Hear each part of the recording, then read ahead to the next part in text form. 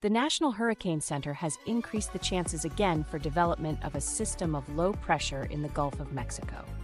A tropical or subtropical depression or storm is likely to form late this weekend or early next week, depending on environmental conditions, according to the latest advisory from the National Hurricane Center.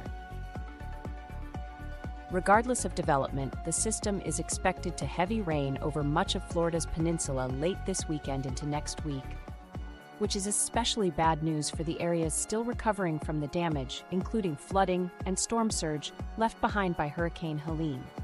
Whether it becomes a named storm or not, the system will bring heavy rain to the Florida peninsula starting around Sunday and extending into next week, said Dr. Ryan Truchelit, chief meteorologist with WeatherTiger. Several areas across Florida are still recovering from a hit by Category 4 Hurricane Helene on September 26. With winds reaching 140 miles per hour, the Category 4 storm ranks among the most powerful to strike the United States, according to NOAA. A trough of low pressure over the western Gulf of Mexico is producing widespread shower and thunderstorm activity. A broad area of low pressure is expected to develop from this system over the southwestern or south-central Gulf of Mexico during the next day or two, and additional subsequent development is possible while the low moves slowly eastward or northeastward. A tropical or subtropical depression or storm could form during the early to middle part of next week, if the low remains separate from a frontal boundary that is forecast to extend across the Gulf of Mexico next week. Regardless of tropical or subtropical development, locally heavy rains could occur over portions of Mexico during the next few days, and over portions of the Florida peninsula late this weekend into next week. Formation chance through 48 hours, low, 30%. Formation chance through 7 days, high, 70%. The National Hurricane Center's latest advisory said a tropical or subtropical depression storm is likely to form late this weekend or early next week. While the exact track and intensity of the feature unfolding in the Gulf have yet to be determined, Florida will bear the brunt this time around, said AccuWeather Chief On-Air Meteorologist Bernie Rayno. At this time, the intensity will range from a sprawling tropical rainstorm to perhaps a strike from a more compact, full-blown hurricane. Two main pieces of energy will likely combine to spur development in the southwestern Gulf of Mexico in the coming days, said AccuWeather lead hurricane expert Alex Da Silva. One piece is heading westward from the Caribbean, and the other piece is associated with a tropical depression near Mexico in the eastern Pacific. Should development take place in the southwestern Gulf and move along a narrow east-northeast path toward the Florida peninsula, there is the time and potential for the feature to strengthen into a tropical storm and hurricane, Da Silva said.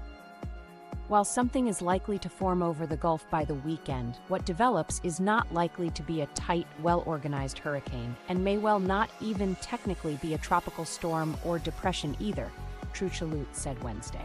There are two different scenarios posed by AccuWeather. Scenario 1.